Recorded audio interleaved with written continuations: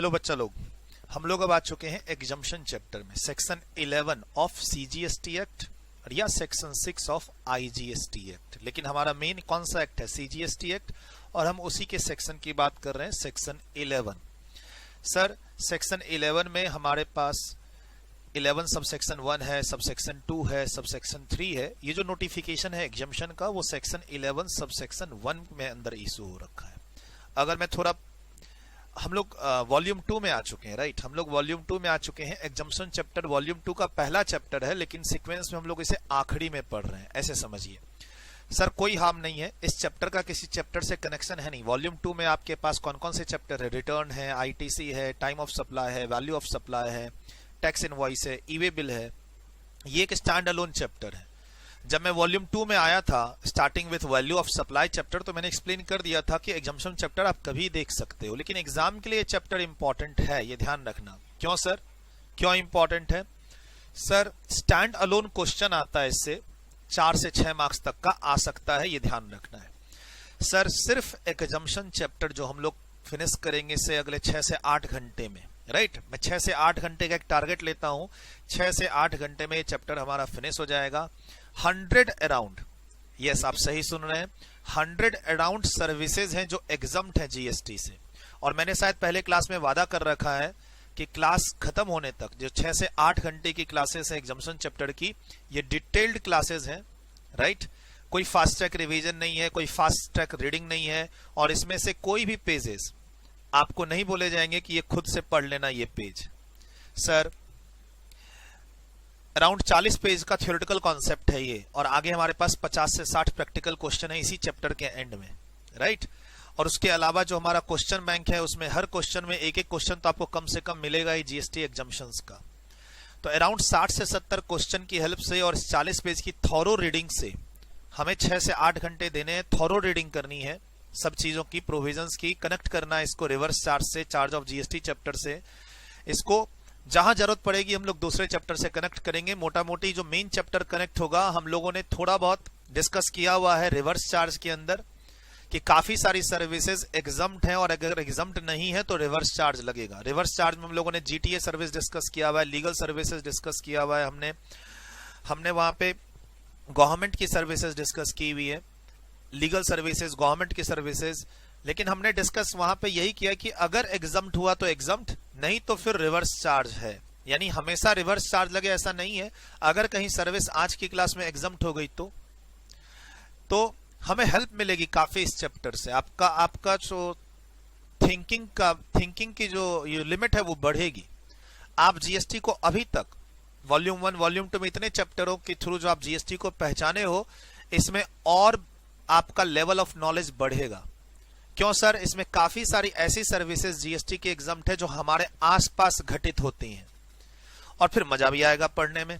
Sir एक ऐसा chapter जिसके अंदर एक ऐसी सर्विसेज पढ़ रहे हैं जो हमारे ऊपर है, जिस सर्विसेज को हम ले रहे हैं, सर जो सर्विसेज हम लोग अवेल कर रहे हैं, लाइक पब्लिक लाइब्रेरी में जाके पढ़ाई करना, कॉलेज फी देना, स्कूल फी पहले आप देते थे, सर काफी सारी सर्विसेज इसमें आप लेते हो, जैसे मेट्रो की सर्विसेज आप लेते हो, बस की सर्विसेज लेते हो। हम उसकी बातें करेंगे यहाँ पे। आपको लगेगा एकदम फेमिलियर सा, आपके आसपास जो सर्विसेज आप डेली बेसिस पर डेली नीड्स के बेसिस पर आप सर्विसेज ले रहे हो, उसके एग्जम्पशंस की बात है। सर गुड्स भी एग्जम्प्ट है, गुड्स का नोटिफिकेशन अलग है। अभी हमारा पूरा फोकस किस पे है? सर्विसेज से रिलेटेड नोटिफिकेशन और कौन कौन सी सर्विसेज एग्जम्प्ट हैं इस पे, लेकिन मजा आएगा। और sir at the end of the day 6 से 8 घंटे जो इसकी डिटेल्ड लेक्चर देंगे हम लोग, उसमें ऑल अमेंडमेंट्स, रिसेंट जितने भी अमेंडमेंट्स हैं वो सारे इसमें कवर्ड हैं, जहां जहां उसकी जरूरत है। ऐसा नहीं है कि अमेंडमेंट्स आपको लास्ट में कराया जाएगा कि बेटा ये 5-6 घंटे की क्लास और ये 1 घंटे की अमेंडमेंट लेक्चर, दोनों मिला के आप अपने एग्जाम की तैयारी करो, ऐसा नहीं है सर, ऐसा नहीं है। अगर आपके पास 6th एडिशन की बुक है तो आप 6th एडिशन से पढ़ रहे हो, अगर आपके पास 7th एडिशन की बुक है तो आप 7th एडिशन की बुक से पढ़ रहे हो, ये ध्यान रखना है, ठीक? हम कोई इस चैप्टर में हम लोग कोई ऐसा नहीं कर रहे हैं कि आपको पुरानी क्लास प्लस अमेंडमेंट करके दे रहे हैं, ऐसा हमने किसी चैप्टर में किया ही नहीं। पुरानी क्लास और उसके बाद बोले लो बेटा ये 1 घंटे की अमेंडमेंट कर लो, कंपोजिशन स्कीम पूरा डिटेल्ड थॉरो आपको किया गया, रिवर्स चार्ज थॉरो आपको कराया गया। ऐसा नहीं था कि ये क्लास और ये अमेंडमेंट अब आप कर लो, ठीक है सर। एग्जामिशन में अमेंडमेंट्स हैं पिछले अटेम्प्ट में जो कि एग्जाम कैंसिल हो गया, उसके बाद इस अटेम्प्ट की अमेंडमेंट है, राइट। और ये अमेंडमेंट कंटिन्यू है अगले साल के एग्जाम्स के लिए। अगर आपका एग्जाम मई और जून में है 2021 में, तो आपके पास 7th एडिशन एप्लीकेबल है, और आपका एग्जाम नवंबर दिसंबर में है तो आपके ऊपर 6th एडिशन एसएटीसी बुक एप्लीकेबल है। एसएटीसी की 6th एडिशन की बुक नवंबर दिसंबर एग्जाम्स, और 7th एडिशन बुक अगले साल मई और जून के एग्जाम्स। अपडेटेड नोट्स हैं, अमेंडमेंट्स साथ साथ इनकॉर्पोरेटेड है, हम लोग साथ साथ पढ़ेंगे। जो भी सर्विसेज एग्जामिशन का डिस्कशन करेंगे वहां पर कोई अमेंडमेंट्स हुई हैं तो वो साथ साथ डिस्कस करेंगे। सर मैंने आपको पहले ये चार्ट दे रखा है, और मेरी YouTube पे ना 1 मिनट जीएसटी स्टोरी भी आती है, उसमें भी ये डिस्कस किया हुआ है। YouTube पे एक अलग सीरीज है 1 मिनट जीएसटी स्टोरी बोल के, ठीक है। अराउंड 7 से 8 हमने लेक्चर्स 1-1 मिनट वाले अपलोड किए हुए हैं, प्लेलिस्ट भी बना हुआ है। आप जीएसटी के मेरे स्टूडेंट्स हैं, आप उसको जरूर फॉलो कीजिएगा। हमारे YouTube चैनल को सब्सक्राइब रखिए, हमारे टेलीग्राम चैनल को सब्सक्राइब रखिए। YouTube चैनल पे 1 मिनट जीएसटी स्टोरी करके 1-1 मिनट की, 1 मिनट से ज्यादा नहीं, 1 मिनट से कम नहीं, 2-3 सेकंड 10 सेकंड आगे पीछे चलेगा, लेकिन 1-1 मिनट के वीडियोस अपलोडेड है हमारे प्लेलिस्ट पे, हमारे YouTube चैनल पे। उसको आप जरूर देखिएगा, उससे आपका चैप्टर सेक्शन का रिवीजन हो जाएगा। सर इसमें हम लोग कहां पे हैं? ये चैप्टर 3 है आपका सीजीएसटी एक्ट का, राइट। ये चैप्टर 3 है आपका सीजीएसटी एक्ट का, उसके अंदर 5 सेक्शन है, सेक्शन 7, 8, 9, 10 और 11। हम लोग आज सेक्शन 11 पे। Sir levy and collection of tax chapter का नाम है सीजीएसटी एक्ट के अंदर। हम लोग इस दोनों को एक साथ पढ़ते हैं वॉल्यूम 1 में सप्लाई चैप्टर में। सप्लाई चैप्टर में सेक्शन 7 तीनों शेड्यूल और section 8 taxability of a composite and mix supply discuss करते हैं।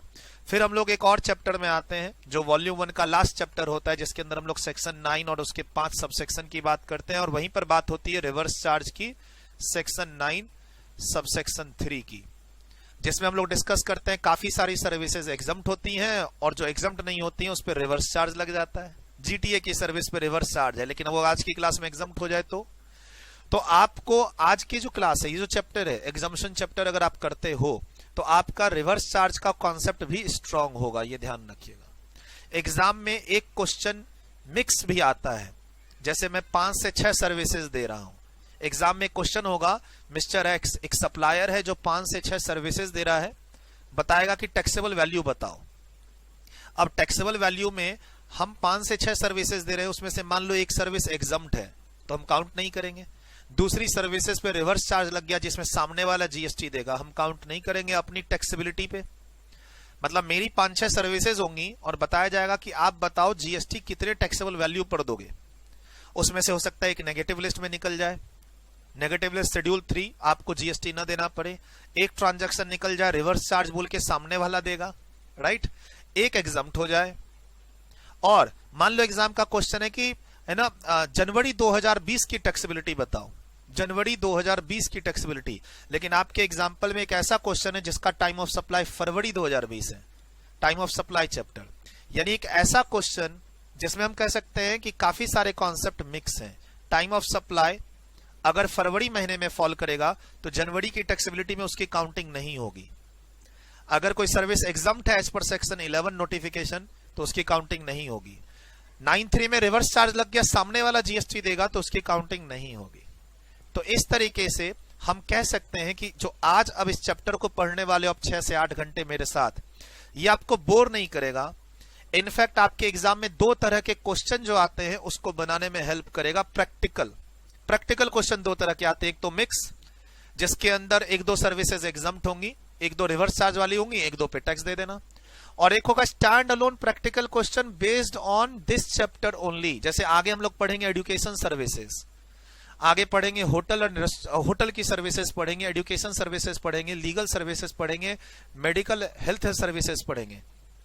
तो एक क्वेश्चन सिंगल हॉस्पिटल का मिला, उसने काफी सारी सर्विसेज दी, कुछ एग्जम्प्ट कुछ टैक्सेबल। बैंकिंग सर्विसेज का एक क्वेश्चन, 4 सर्विसेज में से 3 एग्जम्प्ट, आज की क्लास में 1 टैक्सेबल। तो आज के चैप्टर में स्टैंड अलोन क्वेश्चन भी फंस सकते हैं सर हमारे एग्जाम में, यस एक दूसरा, कोई दूसरा जो क्वेश्चन है रिवर्स चार्ज वाला या वैल्यू ऑफ सप्लाई निकालने वाला, उसमें भी हेल्प करेगा? यस करेगा। सर इस चैप्टर में अमेंडमेंट्स तो हैं ही पिछले एक साल में काफी सारे, पिछले एक साल में काफी सारे अमेंडमेंट्स हैं इस चैप्टर में।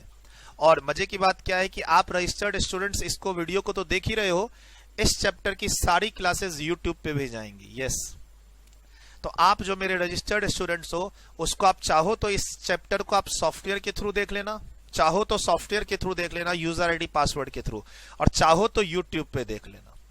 सर कंप्लीट क्लासेस बिना एडिटिंग बिना कट किए जो आपको सॉफ्टवेयर के थ्रू मिलेगी, वही पूरी क्लास आपको कहां मिलेगी? यूट्यूब पे मिलेगी इस चैप्टर की। सारे मतलब A to Z डिस्कशन मैं यूट्यूब पे डालने जा रहा हूं इस चैप्टर का। ठीक है, रजिस्टर्ड स्टूडेंट्स खासकर, और आप जो बच्चे मुझे टेलीग्राम पे फॉलो करते हैं और यूट्यूब पे फॉलो करते हैं वो तो एंजॉय करोगे ही करोगे। पिछले एक साल में काफी सारी अमेंडमेंट्स इस चैप्टर में आई हैं। ठीक, इसीलिए मैंने मेरी पुरानी वीडियो यूट्यूब से हटा दी है। एग्जाम्शन चैप्टर की कंप्लीट वीडियो मेरी एक साल पहले यूट्यूब पे थी, लेकिन पिछले एक साल में काफी अमेंडमेंट्स आई हैं, इसलिए मैंने उस वीडियो को प्राइवेट कर दिया है। अब नई सीरीज आपको यूट्यूब पे जाएगी। अगर आपके पास 6th एडिशन बुक है तब भी वो सीरीज काम आएगी, आपके पास 7th एडिशन बुक है तब भी वो सीरीज आपके काम आएगी। आपका एग्जाम 20 में हो या 21 में, मई और जून तक वो क्लास काम आएगी। डन। सर एग्जम्प्टेड सप्लाई आप पहली बार नहीं सुन रहे हैं। अब तो मैंने एक चैप्टर का रेफरेंस दे दिया, हम लोग चैप्टर 3 CGST एक्ट में है। आप इसको लिखना चाहते हो लिख लो। बोला सर आपने पहले ये नहीं लिखा रखा है, लिख लो, लिख लो। और 1 मिनट GST स्टोरी जरूर मेरा यूट्यूब पे फॉलो करना, दोस्तों को भी शेयर कर सकते हो। उस 1 मिनट GST स्टोरी में सेक्शंस के रिवीजन हो जाएंगे, चैप्टर्स के रिवीजन हो जाएंगे, इंटरलिंकिंग पता चल जाएगी और कुछ कुछ इंपॉर्टेंट पॉइंट्स पता चल जाएंगे। मैं वहां पर सेक्शन, सब सेक्शन, कहां अमेंडमेंट्स हैं और किसकी लिंकिंग किसके साथ है, उस पर मैं ज्यादा फोकस कर रहा हूं 1 मिनट GST स्टोरी में। कोशिश करता हूं एक एक 2 क्लास बनाने की, अपलोड करने की, बीच बीच में टाइम नहीं मिल पाता है। सर इसको वीडियो को रोक के लिख लीजिए। चलिए आप वीडियो रोक के लिख चुके हैं। सर सप्लाई चैप्टर में section 7, section 8, charge of GST chapter में सेक्शन 9, सेक्शन 10, कंपोजिशन लेवी की तो अराउंड 8 वीडियो यूट्यूब पे है। पूरा का पूरा चैप्टर यूट्यूब पे है। सेक्शन 10 कंपोजिशन लेवी आपको फिर से रिवाइज करना है। सॉफ्टवेयर के थ्रू नहीं रिवाइज करना चाहते हैं तो यूट्यूब के थ्रू रिवाइज कर लीजिएगा रजिस्टर्ड स्टूडेंट्स। और आपको मेरा कंपोजिशन स्कीम का डिलीवरी अच्छा लगा हो तो आप दोस्तों को वो लिंक रिकमेंड कर सकते हैं कि सर की कंपोजिशन लेवी की अमेंडेड क्लासेस, पूरी basic classes, concepts with amendments with question का डिस्कशन यूट्यूब पे है। Sir section 11। सर और मैं एक बात बताना चाहूं, हम लोग जब रजिस्ट्रेशन चैप्टर में रहते हैं, चलिए मैं आपको रजिस्ट्रेशन चैप्टर का ये नोट्स दिखाता हूं। आपके पास बुक है वॉल्यूम 1। एग्रीगेट टर्नओवर के डेफिनेशन में वर्ड आता है एग्जम्प्टेड सप्लाई। हम आज जो डिस्कस कर रहे हैं एग्जम्प्टेड सप्लाई, एग्जम्प्टेड सर्विसेज, वो सर्विसेज जो नोटिफिकेशन इशू हुई है सेक्शन 11 में, उसके थ्रू एग्जम्प्ट है, उसको डिटेल्ड डिस्कशन कर रहे हैं कि कौन कौन सी सर्विसेज एग्जम्प्ट हैं। पर्सनल नॉलेज के लिए, एग्जाम में theory as well as practical question करने के लिए। और वादा है सर क्लास के आखिरी तक बने रहिएगा तो 100 सर्विसेज में 60 से 70 सर्विसेज क्लास में ही याद करा दूंगा। आपको रिवीजन का बर्डन ही नहीं आएगा, बर्डन मात्र 25% आएगा।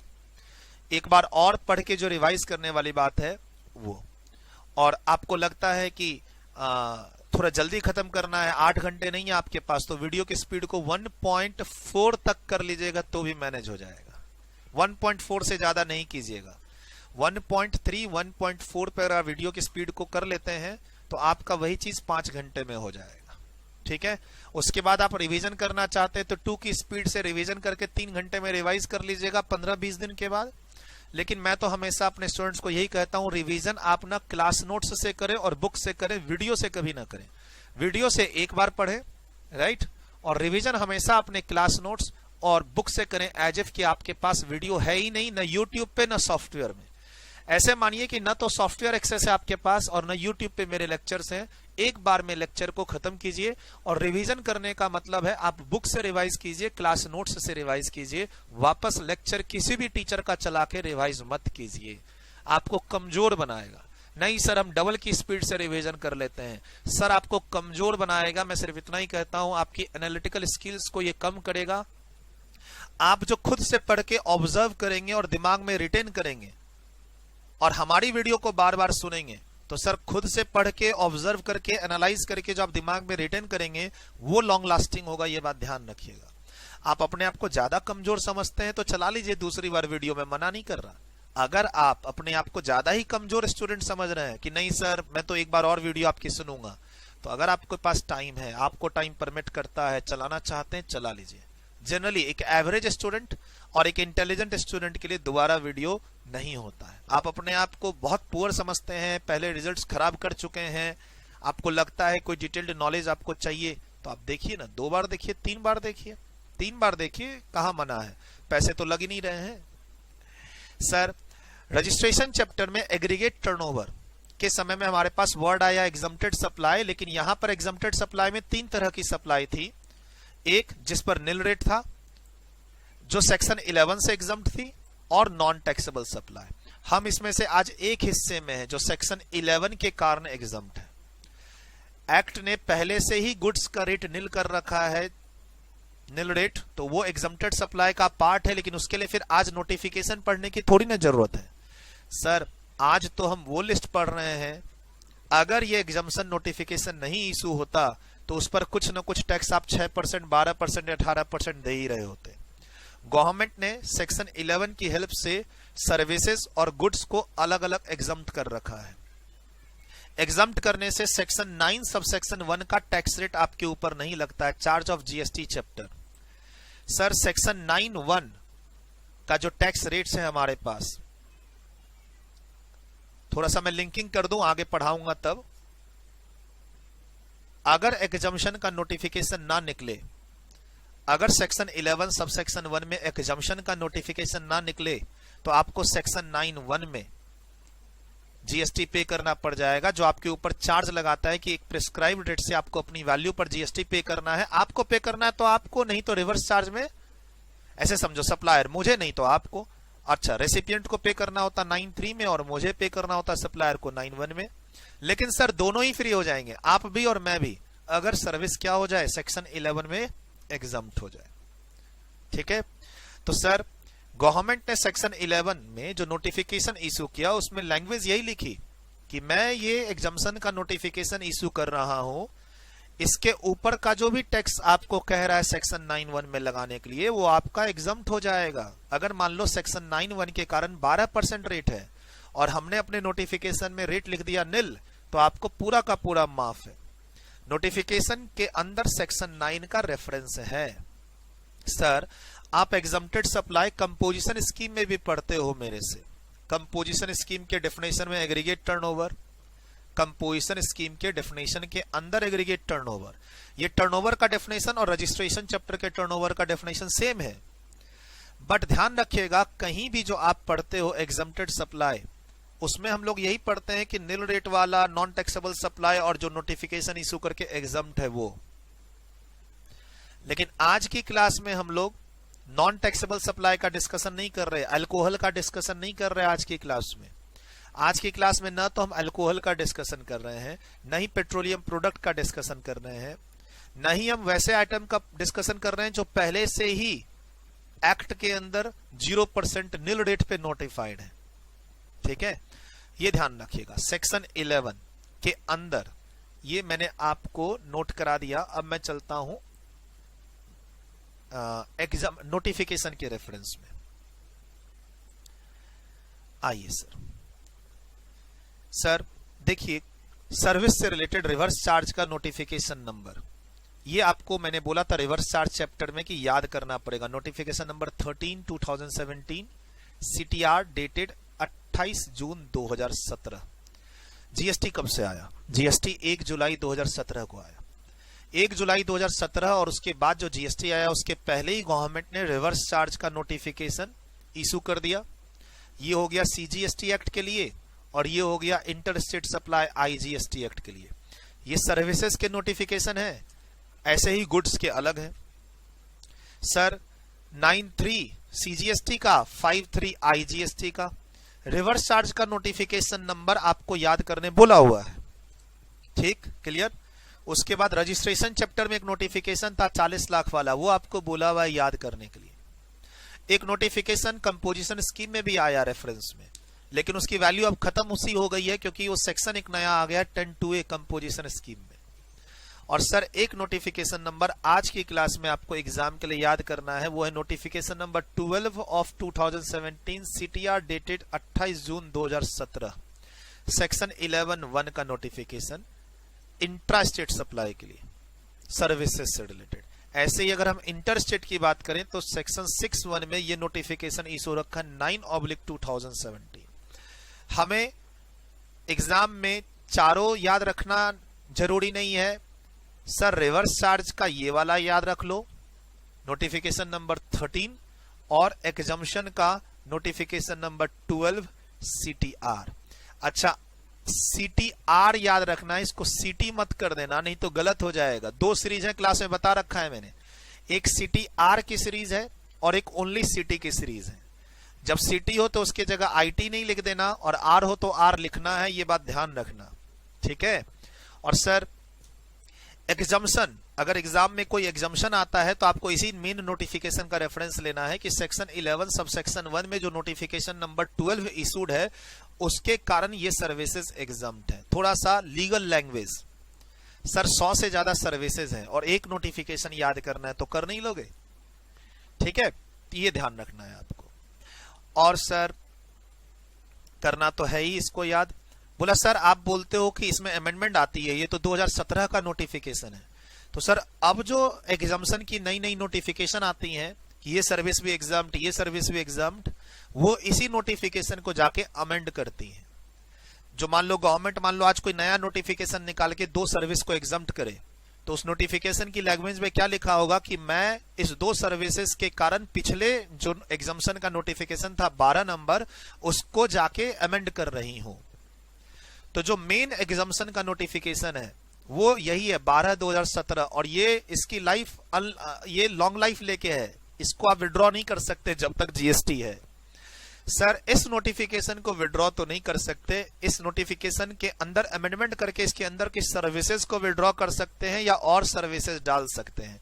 और सर्विसेज डाले तो वो एग्जम्प्ट हो गई और विड्रॉ कर लिया तो टैक्सेबल हो गई। और इस पर आपने सेक्शन 18 में मेरे से पढ़ लिया ITC चैप्टर। ITC चैप्टर अगर याद हो सेक्शन 18, सेक्शन 18(1) एंड सेक्शन 18(4) कि सर्विसेज एग्जम्प्ट थी पहले, अब टैक्सेबल हो गई तो क्या करेंगे, और सर्विसेज पहले टैक्सेबल थी और अब एग्जम्प्ट हो गई तो क्या करेंगे। ITC chapter section 18 and 18 subsection 1 और ITC चैप्टर सेक्शन 18 सबसेक्शन 4। नहीं तो एक बार जाके नोट्स देख लीजिए, आपका ITC चैप्टर हो चुका है। अगर आप मेरी वीडियो को ड्यूरेशन शीट के ऑर्डर में देख रहे हैं तो आपका ITC चैप्टर हो चुका, अपने मन से देख रहे हैं तो आप जानिए ड्यूरेशन शीट में हमने एग्जाम्पशन चैप्टर को ITC चैप्टर के बाद रखा है, ठीक। तो ये एक भूमिका आपकी बंध चुकी है इस चैप्टर के लिए। होप कि आप इस क्लास को एंजॉय करोगे, मैं तो इतना ही कहूंगा। और सर एंजॉय करने के लिए क्या करना है, लगातार इस चैप्टर को नहीं देखना है, ये ध्यान रखिएगा। मैं 1-1 घंटे की 8 लेक्चर दूंगा, आप अलग अलग दिन देखिएगा इसको, ठीक। और रिवीजन करते समय ना ऐसे कोशिश कीजिएगा कि आज मैं 20 सर्विसेज जो एग्जम्प्ट होती हैं उसकी नॉलेज लूंगा, कल मैं 20 सर्विसेज जो एग्जम्प्ट होंगी उसकी नॉलेज लूंगा। रिवीजन करते समय डेली बेसिस पर 1-1 क्लास देखने की कोशिश कीजिएगा। लगातार 8 क्लास को एक ही दिन में मत देखिएगा, चाहे भले एग्जाम 2 महीने के बाद हो, 1 महीने के बाद हो। मान लो आप YouTube पे मेरी क्लास देख रहे हो और एग्जाम 1 महीने के बाद है तो भी आप एग्जॉस्ट हो जाइएगा। अगर आप एक दिन में 100+ सर्विसेज को पढ़ के मेरी 8 घंटे की क्लासेस को पढ़ के रिटर्न करने की कोशिश करेंगे तो आपका दिमाग ना ब्लास्ट हो जाएगा। इस माइंड को आप अपने आप को इफिशिएंट एंड बेटर परफॉर्म करने के लिए प्लीज इस वीडियो को लगातार नहीं देखेगा। इस चैप्टर को 2 घंटा आज देख लीजिए, चलिए इतना कर सकते हैं। 2 वीडियो देख लीजिए आज 2 घंटे की, उसके बाद ऐसे करके गैप देके देखिएगा। रिवीजन करते समय भी मान लीजिए 100 सर्विसेज हैं तो 30-30 का सेट बनाइएगा। मैं 30 सर्विसेज आज पढ़ूंगा जो एग्जम्प्ट वाली हैं, अगले दिन 30, उसके अगले दिन 30 उसके अगले दिन जो बची हुई सर्विसेज हैं और जितने सारे क्वेश्चन है, 50 से 60 क्वेश्चन है इस चैप्टर के लास्ट में। कितने हैं? सारे अच्छे अच्छे क्वेश्चन है सर इस चैप्टर के लास्ट में, इसी चैप्टर के लास्ट में वॉल्यूम 2 के अंदर ही कितने क्वेश्चन है? 69 क्वेश्चन है। 1 घंटे से ज्यादा नहीं लगेगा। बोला सर 69 क्वेश्चन है तो पूरा 1 दिन लग जाएगा। नहीं, 1 घंटे से ज्यादा नहीं लगेगा अगर आप डिटेल्ड में मेरे साथ पढ़ते जाएंगे तो। ठीक है, चलिए सर ये भी कंप्लीट आपका, लिखिए इसको। सीटी और आईटी में फर्क रखिएगा। IT integrated inter state supply की सर्विसेज को एग्जम्प्ट कर रहा है आईटी इंटर स्टेट सप्लाई पे रिवर्स चार्ज लगाने की कोशिश कर रहा है, और सीटी इंट्रा स्टेट वाली सप्लाई पे। बट ये ध्यान रखिएगा इस नोटिफिकेशन के अंदर जितनी बातें लिखी हैं सीटी वाली, वो सारी बातें आईटी में रिपीट हैं। यानी जो भी सप्लाई आप रिवर्स चार्ज के लिए पढ़ते हो पहले वाले नोटिफिकेशन में, वो ऑटोमेटिक इंटर स्टेट सप्लाई के लिए अप्लाई हो जाती है। वैसे ही जो भी सर्विसेज आप पढ़ोगे एग्जम्प्ट वाली, वो इंट्रा हो तब भी एग्जम्प्ट है और इंटर हो तब भी एग्जम्प्ट है। उल्टा इंटर स्टेट में हम 2-3 एक्स्ट्रा और पढ़ेंगे। राइट, ये ध्यान रखिए। चलिए सर वीडियो को रोक के इसको लिखिए।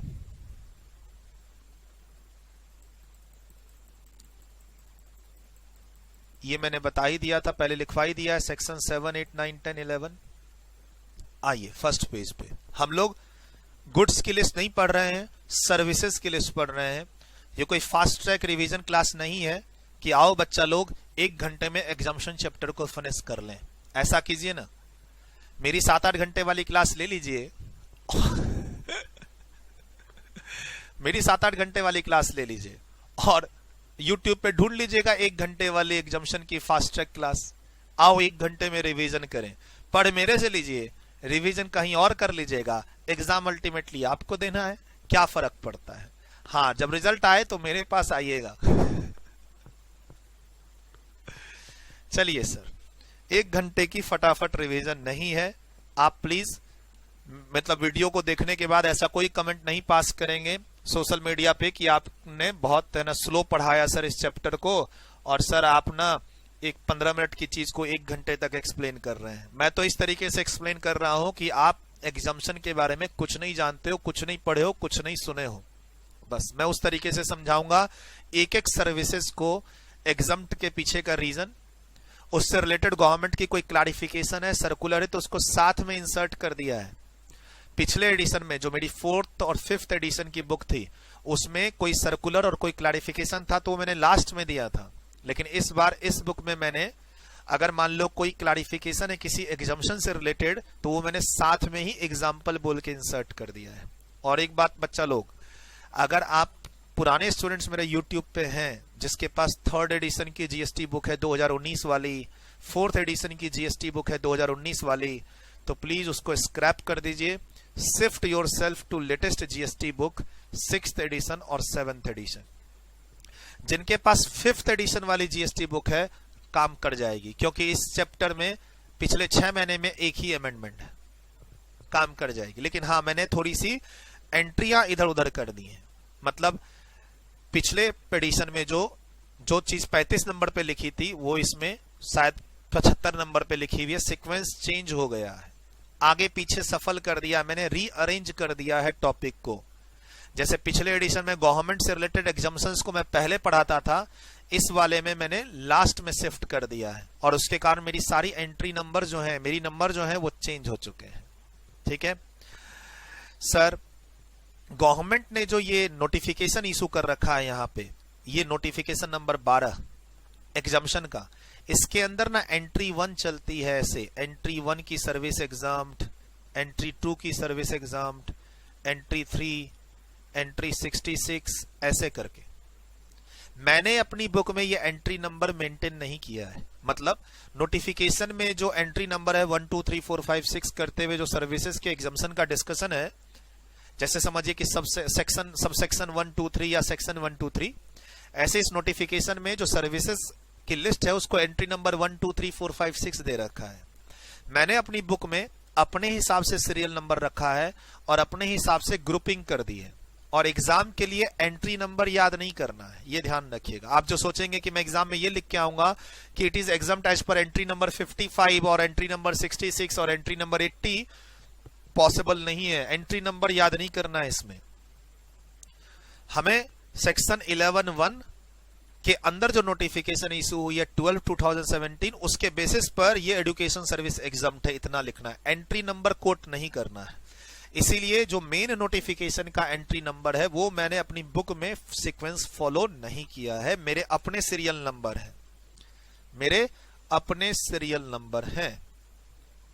चलिए sir, exemption from GST. Sir, government services को या गुड्स को एग्जम्प्ट क्यों करती है? पब्लिक इंटरेस्ट में, नेसेसिटीज हैं वो।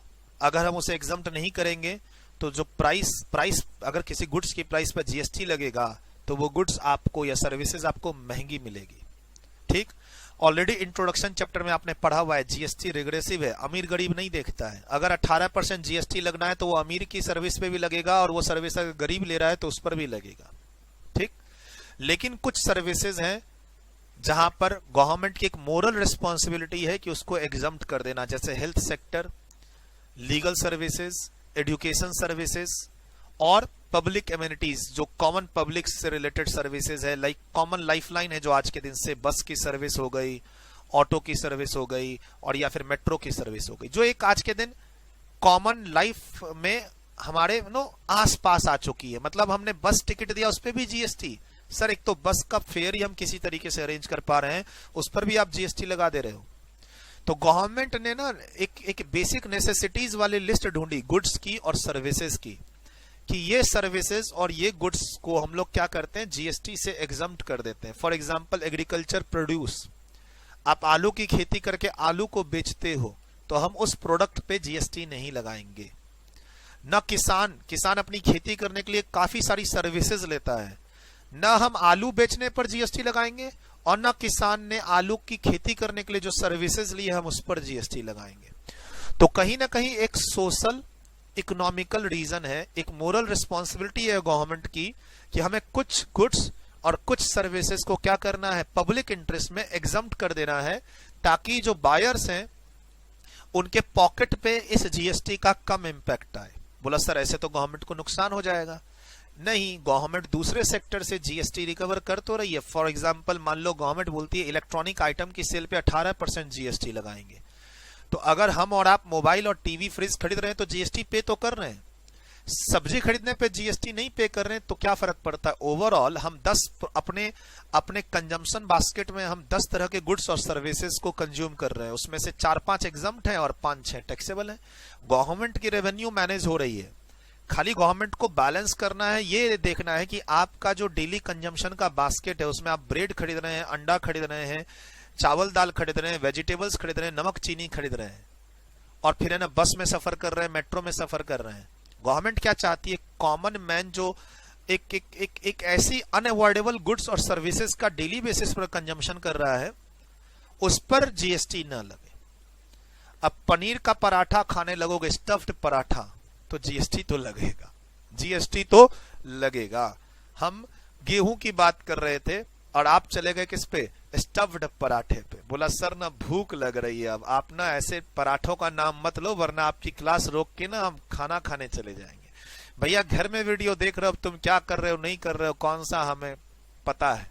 पहले फेस टू फेस क्लास में बैठे रहते थे, ब्रेक हम अपने हिसाब से देते थे, हमारी क्लास में तुम उछल कूद ना हमारे हिसाब से मचाते थे, अब ना तुम हमें कंट्रोल करते हो, जब मन तब क्लास रोक देते हो। सर नुकसान आप ही का होगा अगर ऐसे करोगे, तो ये ध्यान रखना, एक क्लास 1 घंटे की है उसको भी तुम 5 बार रोकोगे तो आप ही की इफेक्टिवनेस जाएगी और 1 घंटे की क्लास 3 घंटे में खत्म होगी। और फिर वही करना, डबल की स्पीड से 15 मिनट में खत्म कर देना और बोलना सर मेरे पास तो टाइम था नहीं तो मैंने डबल की स्पीड से देख लिया, है ना। आईपीएल कभी डबल की स्पीड से देखते हो, मूवी देखते हो डबल की स्पीड से, और जो वेब सीरीज है वो देखते हो नहीं, वो सब नॉर्मल स्लो करके। अच्छा कभी कभी बैक में भी जाके देखते रहे क्या हुआ था, मिस कर गए, तो फिर से दिखाना इस सीन को है। गेम नहीं देखते हो डबल की, गेम नहीं खेलते हो डबल की स्पीड से चाहो तो खेल लो क्योंकि इसमें सामने वाले को मारने में फायदा होता है स्पीड से खेल के। लेकिन सर जिस तरीके से हम आईपीएल का मजे लेते हैं, और या फिर किसी मूवी सॉन्ग्स या वेब सीरीज के मजे लेते हैं, वैसे ही इसको भी मानिए सर, ये भी एक वेब सीरीज है। इसके 8 एपिसोड हैं, 8 घंटे का ये एपिसोड है। हर दिन रात में 10 बजे एक एपिसोड चलाना है आपको। यूट्यूब पे मैंने बोल दिया ना, ये चैप्टर आएगा। इसको एक एग्जम्पशन की वेब सीरीज माने, SATC की वेब सीरीज एग्जम्पशन चैप्टर, और रात के 10 बजे एक वीडियो स्टार्ट कर ले। ठीक है, मैं तो यही कहूंगा। चलिए सर, हम भी अपनी एक वेब सीरीज लॉन्च करेंगे, एग्जम्पशन फ्रॉम GST, है ना। रोज रात में 10 बजे इसका हम वो लगाएंगे, क्या कहते हैं यूट्यूब पे वो एक होता है ना, प्री नोटिफाइड वीडियो, शेड्यूल्ड करेंगे इसका प्रीमियर रोज रात के 10 बजे। ऐसे ही सोचता हूं, चलो याद रहा तो मैं इसको जरूर करूंगा ऐसे ही। Exemptions from GST.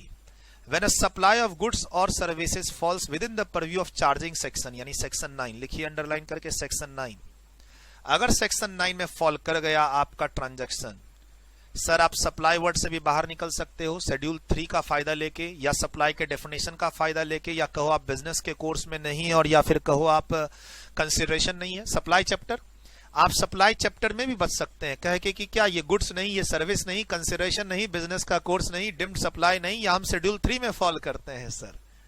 वहां से भाग गए, नहीं भाग पाए तो चार्जिंग सेक्शन में फंस गए। चार्जिंग सेक्शन में फंसोगे तो आपको GST चार्जेबल हो जाएगी। However, for determining the liability to pay tax, one needs to further check whether such supply of goods or services are exempt or not. यानी सेक्शन 9 में फॉल किए हो लेकिन GST नहीं पे करना पड़ेगा, क्योंकि आपकी सर्विसेज क्या हो गई, एग्जम्प्ट, गुड्स क्या हो गया, exempt.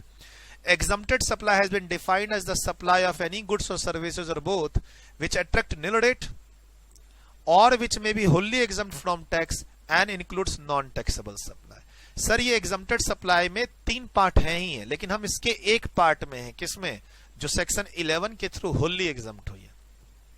Power to grant exemption is given by section 11 और सेक्शन 6।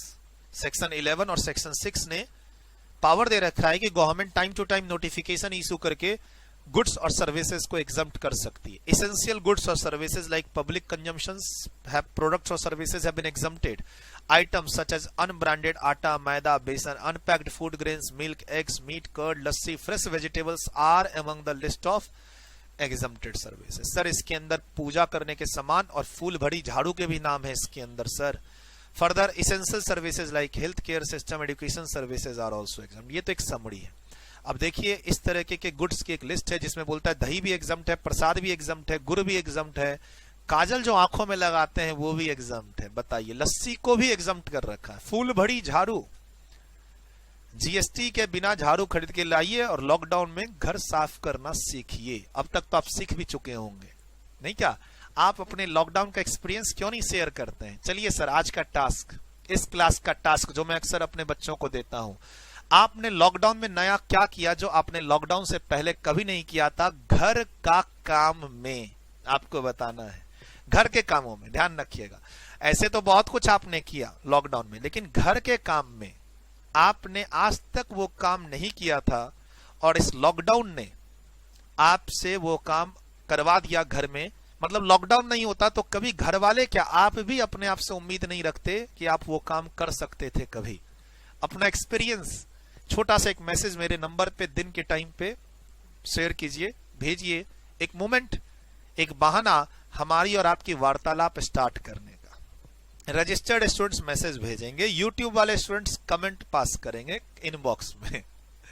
आइए सर, हम आते हैं सेक्शन 11 कि सर ये नोटिफिकेशन क्यों इशू होता है। तो एक बार देखिए इसमें 3 बातें क्यों लिखी हुई हैं। तो पहली और दूसरी बात में यहां नोटिफिकेशन का डिस्कशन है या स्पेशल ऑर्डर का।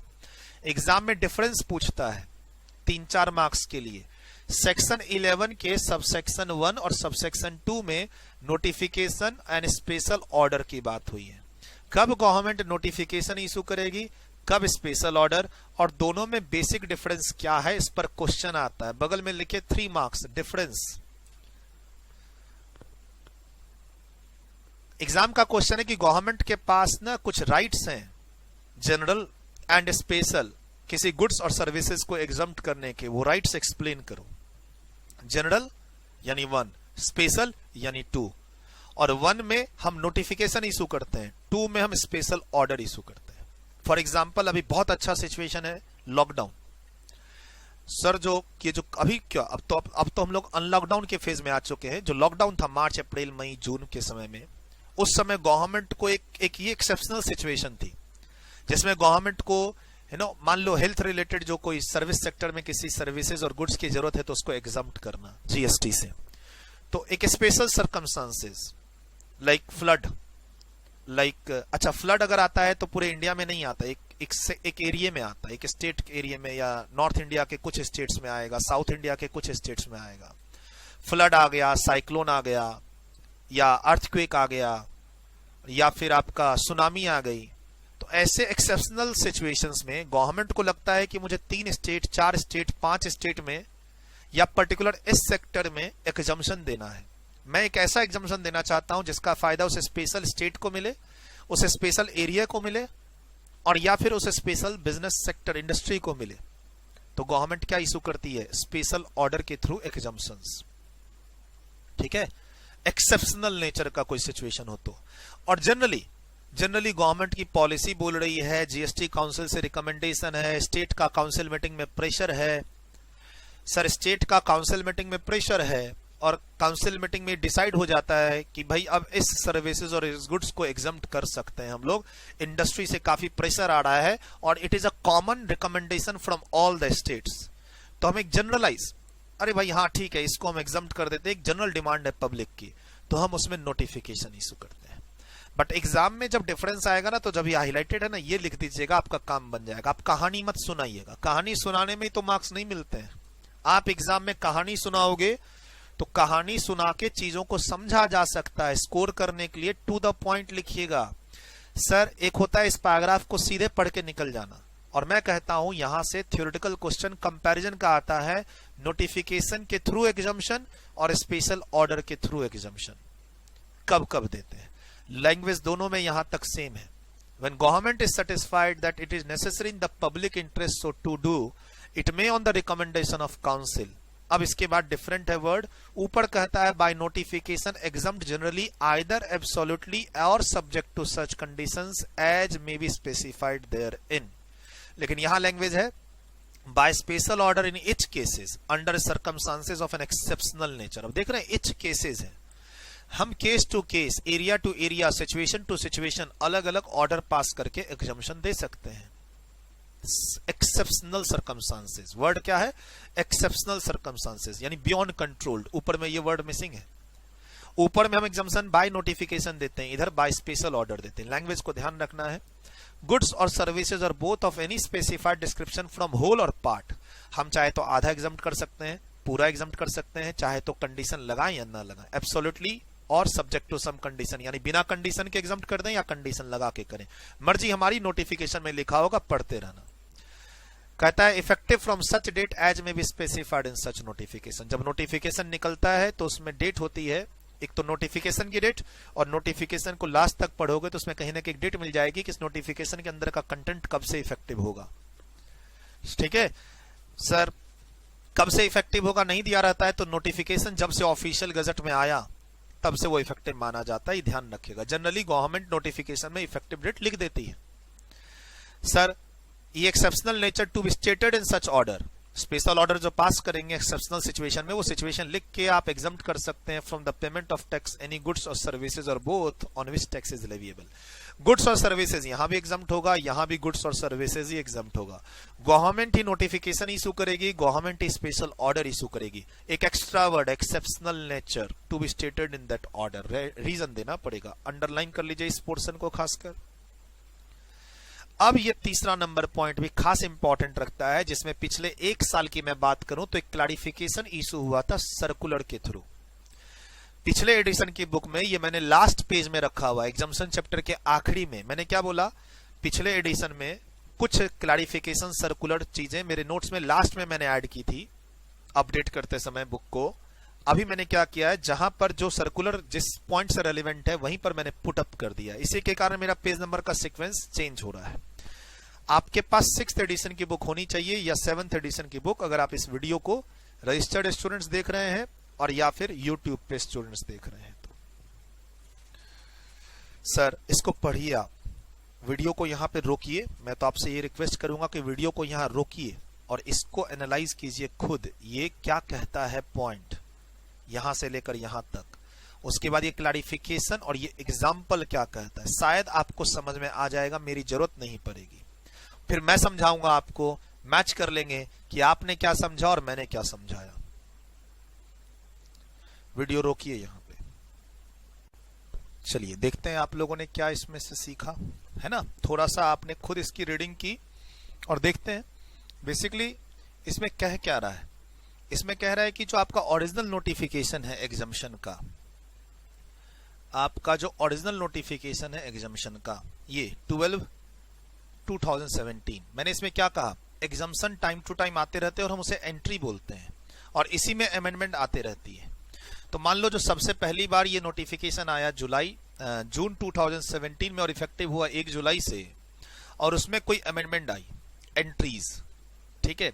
अब उस एंट्रीज को गवर्नमेंट ने इंसर्ट तो कर दिया, यानी कुछ सर्विसेज को गवर्नमेंट क्या करना चाहती है, एग्जम्प्ट करना चाहती है फर्दर। तो अब गवर्नमेंट ने इंसर्ट तो कर दिया, लेकिन इंसर्ट करने के बाद देखा कि उसमें कुछ कंफ्यूजन्स है मास लेवल पे, पब्लिक को या फिर टैक्स पेयर्स को और या फिर कंसल्टेंट को, या फिर इस नोटिफिकेशन में जो ओरिजिनली आया था 1 जुलाई से उसमें कोई कंफ्यूजन है।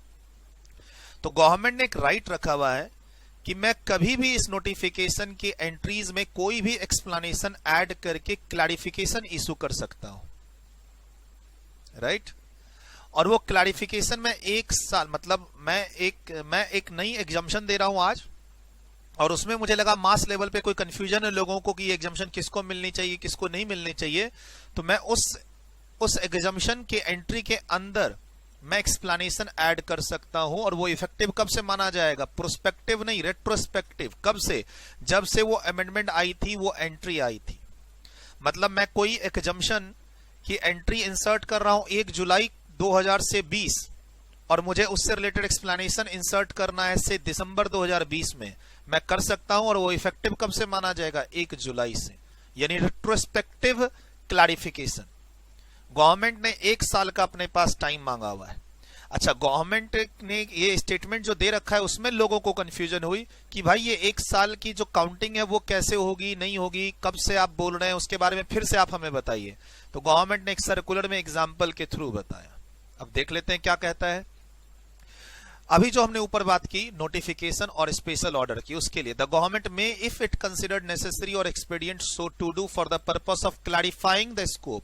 ध्यान रखिए, हम क्लैरिफाई कर रहे हैं, अमेंडमेंट नहीं कर रहे।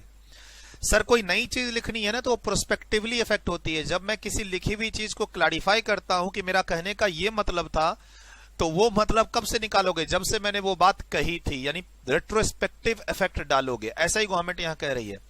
For the purpose of clarifying the scope or applicability of any notification issued under subsection 1 or order, ध्यान रखिएगा सबसेक्शन 1 में नोटिफिकेशन इशू हो सकता है और सबसेक्शन 2 में ऑर्डर इशू होता है।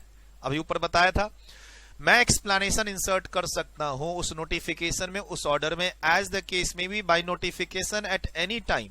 मतलब मैं जो ये एक्सप्लेनेशन इंसर्ट करूंगा उसके लिए भी मैं नोटिफिकेशन इशू करूंगा, और वो नोटिफिकेशन के थ्रू एक्सप्लेनेशन जो इंसर्ट करूंगा वो नोटिफिकेशन या ऑर्डर में चला जाएगा। सर मैं फिर से ऑर्डर पास नहीं करूंगा, मैं ऑर्डर के अंदर जो पॉइंट है उसको एक्सप्लेन करने के लिए मैं नोटिफिकेशन के थ्रू एक्सप्लेनेशन इशू कर सकता हूं, कभी भी 1 साल तक, from the issue of the notification और order, and every such explanation shall have the effect as if it had always been a part of first such notification। First such notification का part माना जाएगा। ठीक है sir. अब लोगों को क्या कंफ्यूजन हुई कि जो सर पहला नोटिफिकेशन आपका आया था वो तो 28 जून से आया था, और आप कोई अमेंडमेंट, कोई नई एंट्री पास करते हो, मान लो ये एंट्री आई है कब से, 1 नवंबर 2019 से, तो अब एक्सप्लेनेशन जो आप इंसर्ट करोगे उसका 1 साल कहां से लेंगे। तो जब से वो एंट्री आई है, वो नोटिफिकेशन तो आ चुका ना, जब से वो एंट्री आई है यानी 1 नवंबर 2019 के बाद 1 साल तक मैं कभी भी एक्सप्लेनेशन इंसर्ट कर सकता हूं जो रिलेटेड टू एंट्री नंबर 3 होगा, और इफेक्टिव कब से होगा, 1 नवंबर 2019 से, भले मैं उसको आगे इंसर्ट करूं से 1 मई 2020 को। एक नोटिफिकेशन की ओरिजिनल डेट है। अगर वहां किसी में प्रॉब्लम है, वहां आपको कोई एक्सप्लेनेशन इंसर्ट करनी है, तो वहां से इफेक्टिव होगा फिर जब से वो नोटिफिकेशन इफेक्टिव था। वो तो बहुत पुराना हो गया 2017। मान के चलो अभी 1 मई 2020 को कोई नई एंट्री आई एग्जामिशन की, उससे रिलेटेड एक्सप्लेनेशन आया 1 दिसंबर में, तो वो इफेक्टिव कब से होगा? 1 मई से होगा। रेट्रोस्पेक्टिव 1 साल के अंदर एक्सप्लेनेशन का नोटिफिकेशन आ जाना चाहिए। कहता है for the purpose of this section where exemption in respect of any goods or services or both from the whole or part of the tax leviable thereon has been granted absolutely, the registered person supplying such goods shall not collect the tax. Obviously goods और services का rate था 18%, government ने उसको notify करके exempt कर दिया। जब exempt कर दिया तो मैं पब्लिक से फिर भी 5% और 12% और 12% और 18% ले रहा हूं, तो गलत है। अगर गवर्नमेंट ने, एक तो हम लोग पहले भी पढ़े हुए हैं टैक्स इनवॉइस चैप्टर में, सेक्शन 31, 32, 33, 34 में पढ़े हुए हैं कि बिना राइट के आप, मतलब बिना जीएसटी नंबर के आप जीएसटी ले नहीं सकते, और जीएसटी नंबर होने के बाद बिना ऑथोरिटी के जीएसटी नहीं ले सकते। तो वही चीज यहां कह रहा है कि जब हमने जीएसटी को एग्जम्प्ट कर दिया किसी गुड्स और सर्विसेज पे नोटिफिकेशन इशू करके, तो तुम होते कौन हो? उसको पब्लिक से कलेक्ट करने वाले। पब्लिक से नहीं लोगे एग्जम्प्टेड पोर्शन। अच्छा सर, लोगों को इसमें कहीं दिक्कत नहीं थी, इसकी एप्लीकेबिलिटी में लोगों को दिक्कत थी, तो इससे रिलेटेड एक सर्कुलर इशू हुआ नीचे। पिछले अटेम्प्ट के लिए ये एप्लीकेबल था, अटेम्प्ट ही कैंसिल हो गया तो क्या करें? तो इसको जो पिछले अटेम्प्ट के लिए एप्लीकेबल था और अटेम्प्ट कैंसिल होने के कारण नहीं एप्लीकेबल हुआ, उसको मैंने यहां ग्रीन कर दिया। मैंने यहां पे ग्रीन कर दिया मेरे नोट्स में, पीडीएफ के नोट्स में ऐसी अमेंडमेंट जो पिछले अटेम्प्ट के लिए इंपॉर्टेंट थी, पिछले अटेम्प्ट में मान लो अटेम्प्ट नहीं हुआ या एग्जाम में नहीं पूछा, तो मैंने अब क्या किया है, अपनी बुक में जो लेटेस्ट ऐड कर रहा हूं उसका रेड कलर कर दे रहा हूं, और जो पिछला मैंने ऐड किया उसको ग्रीन कर दे रहा हूं। बहुत बार बता भी रखा है, नया चैप्टर है, एक बार बता देता हूं, मैंने सोचा है ना, हर चैप्टर में एक बार बताता हूं। Sir section 11 sub section 3 of the CGST act provides government कभी भी एक्सप्लेनेशन इंसर्ट कर सकती है 1 साल के अंदर, जब भी उसने कोई एग्जम्पशन का नोटिफिकेशन इशू किया, और वो इफेक्टिव कब से होगा? जब से वो नोटिफिकेशन आया। तो सर अब आप 2017 नहीं चले जाइएगा, इसी नोटिफिकेशन में बार बार अमेंडमेंट करके नोटिफिकेशन लाया जाता है। उसी के लिए गवर्नमेंट ने क्लैरिफिकेशन दी है, it is hereby clarified that the explanation have been inserted under this section subsection is effective from the inception of the entry in the notification and not from the date from which the notification becomes effective. वही confusion दूर हुई। Sir यहां लोगों को क्या लग रहा था, एक्सप्लेनेशन कभी भी आए इफेक्टिव कब से होगा? 1 जुलाई 2017 से, जब से ये नोटिफिकेशन आया था। गवर्नमेंट का ये इंटेंशन नहीं है, क्योंकि नोटिफिकेशन में बार बार एंट्रीज भी आती हैं। तो नोटिफिकेशन शुरू में आया कब? जून में आया, 28 जून। सर ये नोटिफिकेशन ना 28 जून को आया, इसके अंदर कोई न्यू एंट्री आई एग्जम्पशन की, न्यू एंट्री एग्जम्पशन की आई, सपोज करो 1 जुलाई 2020, इससे रिलेटेड कोई एक्सप्लेनेशन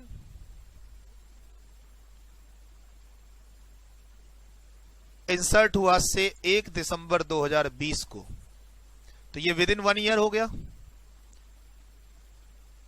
ये विद इन 1 ईयर भी ओरिजिनल डेट से नहीं लेना, जिस दिन से वो नई एंट्री आई थी जिससे रिलेटेड एक्सप्लेनेशन मैं इंसर्ट करना चाहता हूं। सर नोटिफिकेशन की जो नई एंट्री है ना, उससे रिलेटेड कुछ कंफ्यूजन थी, तो मैंने एक्सप्लेनेशन इंसर्ट किया 1 दिसंबर को। सर ये इफेक्टिव कब से होगा? 28 जून आप बोलोगे, 2017 नहीं। सर जब से एक्सप्लेनेशन इंसर्ट हुआ तब से इफेक्टिव नहीं, ऑटोमेटिक जब से नई एंट्री आई थी 1 जुलाई 2020 तब से इफेक्टिव हो जाएगा, भले ये एक्सप्लेनेशन का नोटिफिकेशन कब से आया? 1 दिसंबर 2020। यही चीज एग्जाम्पल के साथ यहां समझा रखी है कि सर हम एंट्री वाली डेट से उसे इफेक्टिव मानेंगे, नोटिफिकेशन की ओरिजिनल डेट से नहीं मानेंगे। फॉर एग्जाम्पल नोटिफिकेशन 28 जून का है जो इफेक्टिव 1 जुलाई से है, इसके अंदर एक एंट्री आई नई, नया एग्जम्पशन आया मान लो 21 सितंबर 2018 को, उससे रिलेटेड हमने एक्सप्लेनेशन इंसर्ट किया 26 जुलाई 2019 को, जिसका नोटिफिकेशन जो आया ये जो एक्सप्लेनेशन आया इसका नोटिफिकेशन कहता है कि मैं 27 जुलाई से इफेक्टिव हूं, लेकिन नहीं। सेक्शन 11(3) में क्या कहा हुआ है कि अगर अगले 1 साल में कोई नोटिफिकेशन एक्सप्लेनेशन का आता है तो वो इफेक्टिव एंट्री जब से आई है तब से होगा, यानी 26 जुलाई से होगा। विल बी इफेक्टिव फ्रॉम, यहां सॉरी 21 सितंबर से होगा, ना कि 27।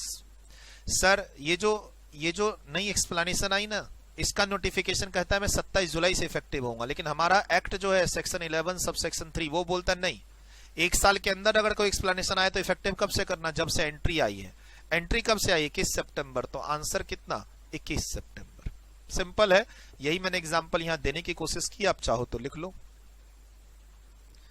आप चाहो तो लिख लो, वीडियो रोक के लिख लो। नेक्स्ट हम लोग अब चलेंगे किसमें? सर्विसेज की लिस्ट में। ठीक सर, अब हम लोग डिटेल्ड डिस्कशन करेंगे अपने नोट्स का। मैं बता दूं, नोट्स में ना कैटेगरी बनी हुई है। जैसे अभी हम लोग जो पहले बात करेंगे वो चैरिटेबल एंड रिलीजियस एक्टिविटीज की बात करेंगे। ध्यान रखिएगा, अगर आपके पास 4th या 5th एडिशन की बुक है, 4th या 5th, तो ये एंट्री जो आगे जाके ना सीरियल नंबर मैच नहीं करेगा। अभी जैसे 1 आपकी बुक में 1 मैच करेगा, लेकिन आपकी बुक चूंकि पुरानी है और मैंने बुक में सीरियल नंबर चेंज किया है तो मैच नहीं करेगा। 6th एडिशन या 7th एडिशन की बुक पीडीएफ आपके पास हो तो उससे मैच करेगा। ठीक सर, क्या कहता है सर? एक कैटेगरी मैंने बना दी, इसमें चैरिटेबल एंड रिलीजियस एक्टिविटीज से रिलेटेड सर्विसेज कौन कौन से एग्जाम टेक। तो अभी हम लोग सर्विसेज की बात कर रहे हैं, गुड्स की नहीं। सर्विसेज से related notification, charitable and religious activities को खत्म करते, इसमें 2-3 रिलेटेड सर्विसेज हैं। उसको जब खत्म किया हम लोगों ने तो उसी में मैंने फिर होटल का एक पॉइंट ऐड कर दिया, जिसमें पिछली बार अमेंडमेंट थी तो इसीलिए कलर ग्रीन है। अच्छा, इंस्टीट्यूट ने अभी जो सप्लीमेंट्री इशू की है उसमें इंस्टीट्यूट ने इसको क्या कहा है कि हम अभी वाला अमेंडमेंट है। ये इंस्टीट्यूट ने क्या किया, अभी जो सप्लीमेंट्री इशू की है उसमें पुराने अमेंडमेंट्स को भी डाल दिया है कि लो भैया तुम्हारा एग्जाम आने वाला है, इसमें ये तुमको अमेंडमेंट्स पढ़नी है। लेकिन उसमें 2 तरह की अमेंडमेंट्स डाल दी इंस्टीट्यूट ने, जो पिछले 6 महीने में आई और जो 6 महीने से पुरानी अमेंडमेंट्स भी हैं। आप डेट देखोगे तो आपको क्लियर हो जाएगा इंस्टीट्यूट की बुकलेट से। तो ध्यान रखिएगा, ये ग्रीन कलर वाली थोड़ी 6 महीने पुरानी अमेंडमेंट्स है, लेकिन इंपॉर्टेंट है, ये ध्यान रखिएगा। सर ऐसे करके कैटेगरी बनी हुई है। अब जैसे ये क्लब्स एंड एसोसिएशन की कैटेगरी बनी हुई है और इसमें डिटेल डिस्कशन हमें एक सोसाइटी के 7,500 रुपए का करना है। ऐसे करके पूरे नोट्स में ग्रुपिंग की हुई है। जैसे एक ग्रुप आपका स्टार्ट हो जाता है पैसेंजर ट्रांसपोर्ट सर्विसेज का। हम लोग चैरिटेबल ट्रस्ट से निकलते हैं तो क्लब एंड एसोसिएशन पे जाते हैं, वहां से निकलते हैं तो पैसेंजर ट्रांसपोर्ट, और पैसेंजर ट्रांसपोर्ट से निकलते हैं तो गुड्स ट्रांसपोर्ट जीटी। फिर उससे रिलेटेड कुछ सर्विसेज एग्जम्प्ट है। उसके बाद हम लोग मूव कर जाते हैं अदर ट्रांसपोर्ट्स। फिर ट्रांसपोर्ट से निकल के चले जाते हैं किसमें? स्पेसिफिक बॉडीज की सर्विसेज जो एग्जम्प्ट है, लाइक IRDA, ESI, EPFO, इस तरह की सर्विसेज। फिर बैंक्स में चले जाते हैं। ऐसे करके मेरे नोट्स में ना सेक्टर्स बने हुए हैं। आगे जाओगे तो लीगल सर्विसेज मिलेगा, एजुकेशन सर्विसेज मिलेगा, गवर्नमेंट की सर्विसेज मिलेगा, एंड एग्रीकल्चर का मिलेगा। फिर एक अदर्स बोल के एक जो बच गई अब सब उसमें डल गया। ऐसे करके मैंने इसको क्या कर रखा है, कैटेगरी बना रखी है। तो एक एक कैटेगरी करके उठाते चले जाएंगे।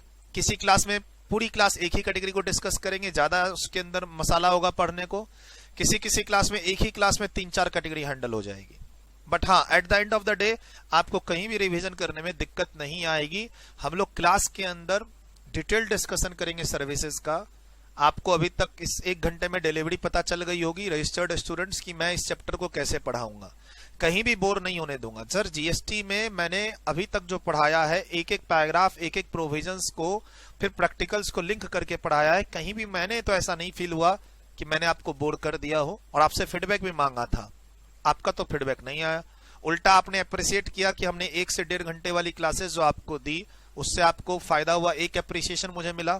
दूसरा अप्रिसिएशन बच्चे टास्क फॉलो कर रहे हैं उसका मुझे मिला। तीसरा बच्चे शॉर्ट नोट्स बना रहे हैं साथ साथ, उसका अप्रिसिएशन मुझे मिला। मुझे इस बार की वीडियो में काफी अप्रिसिएशन मिले, क्योंकि कहीं ना कहीं मैं वीडियो में टास्क देता हूं, वो बच्चे करते हैं।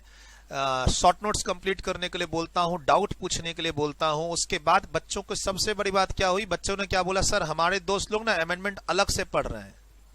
अच्छा, उन्हें और आपको सबको एग्जाम इसी अटेम्प्ट में देना है, लेकिन जो आपके दोस्त पढ़ रहे हैं वो चैप्टर पढ़ने के बाद उस चैप्टर से रिलेटेड अमेंडमेंट्स अलग से पढ़ रहे हैं। फिर उनके क्वेश्चन जो मिले हैं उनको वो पुराने हो गए, उनको नया क्वेश्चन बैंक अलग से लेना पड़ रहा है। बट हमारी क्लास में बच्चे अमेंडमेंट साथ में पढ़ रहे हैं, क्वेश्चन बैंक भी है जो वो अपडेटेड क्वेश्चन वाला। ये बच्चों का अप्रिसिएशन अभी तक मेरे पास आया है। हालांकि बच्चे नेगेटिव बात नहीं बताते हैं फैकल्टी को डायरेक्ट। एनीवे, अब हम लोग अगली क्लास में स्टार्ट करेंगे सर्विसेज। पहली कौन सा डिस्कस करेंगे, चैरिटेबल ऑर्गेनाइजेशन और एसोसिएशन से रिलेटेड। बोला सर ये टॉपिक तो इनकम टैक्स में भी है, चैरिटेबल इंस्टीट्यूट्स और चैरिटेबल एक्टिविटी ATG की क्लास में पढ़ते हैं, डिडक्शन डोनेशन देते हैं आप चैरिटेबल इंस्टीट्यूट को तो 50% तक का डिडक्शन मिलता है। सर इनकम टैक्स का जो चैरिटेबल ट्रस्ट का डेफिनेशन है और एक ट्रस्ट चैप्टर भी है डायरेक्ट टैक्स में जो फाइनल लेवल पे स्टूडेंट्स पढ़ते हैं, ठीक है सर। वहां जो चैरिटेबल का डेफिनेशन है और जो जीएसटी के अंदर चैरिटेबल का डेफिनेशन है, चैरिटेबल एक्टिविटीज दोनों अलग अलग है। मान लीजिए आप डायरेक्ट टैक्स और इनडायरेक्ट टैक्स की दोनों की तैयारी एक साथ कर रहे हैं और डायरेक्ट टैक्स में भी आपको चैरिटेबल एक्टिविटी पढ़ना है, तो ध्यान रखिएगा डायरेक्ट टैक्स का चैरिटेबल एक्टिविटी और जो जीएसटी का चैरिटेबल एक्टिविटी है दोनों के डेफिनेशन में डिफरेंस है। कर लेंगे बात। सर 1-1 घंटे की वीडियो आपके पास आएगी एग्जामिशन की। आप सॉफ्टवेयर के थ्रू नहीं देखना चाहते हैं मेरे रजिस्टर्ड स्टूडेंट्स तो प्लीज यूट्यूब के थ्रू देखिए, चैनल में प्लेलिस्ट भी बनी हुई रहेगी आपके कोर्स के हिसाब से, ठीक। आप अपने कोर्स के हिसाब से प्लेलिस्ट में जाएंगे और वहां पे आपको एग्जामिशन चैप्टर की जो भी वीडियो मिलेगी, जो मैं आपको सॉफ्टवेयर के थ्रू दूंगा वही यूट्यूब के थ्रू जाएगी आपके पास। आपकी चॉइस, आप कहां से इस चैप्टर को कंप्लीट करना चाहते हैं, कोई फर्क नहीं पड़ता है। दोनों में कोई क्वालिटी कहीं कुछ भी एडिटिंग नहीं होगी। जो डिलीवरी मैं रजिस्टर्ड स्टूडेंट्स को थ्रू सॉफ्टवेयर दूंगा वही आपको यूट्यूब के थ्रू मिलेगी। रिपीटिंग द सेम, टाइम बचा सकते हैं। सॉफ्टवेयर चलाने में 5-10 मिनट का टाइम बर्बाद होता है तो वहां टाइम बचा सकते हैं। मिलते हैं अगले लेक्चर में।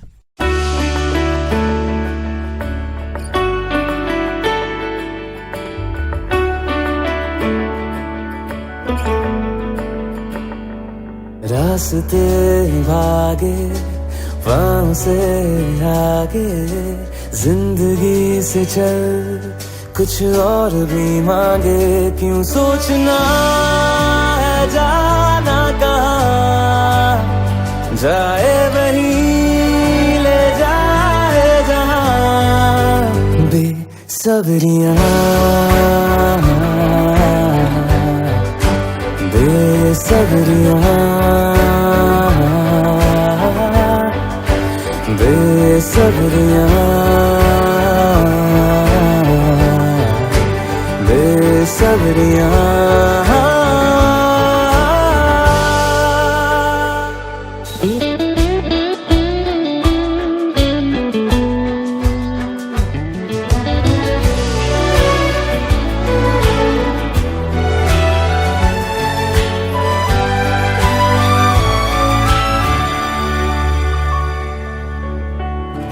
कदमों पे तेरे बादल झुकेंगे जब तक तुझे एहसास है। जागीर तेरी तेरा खजाना, ये तश्नगी है ये प्यास है। क्यों रोकना अब ये कारवां, जाए वहीं ले जाए जहाँ। बेसब्रियाँ बेसब्रियाँ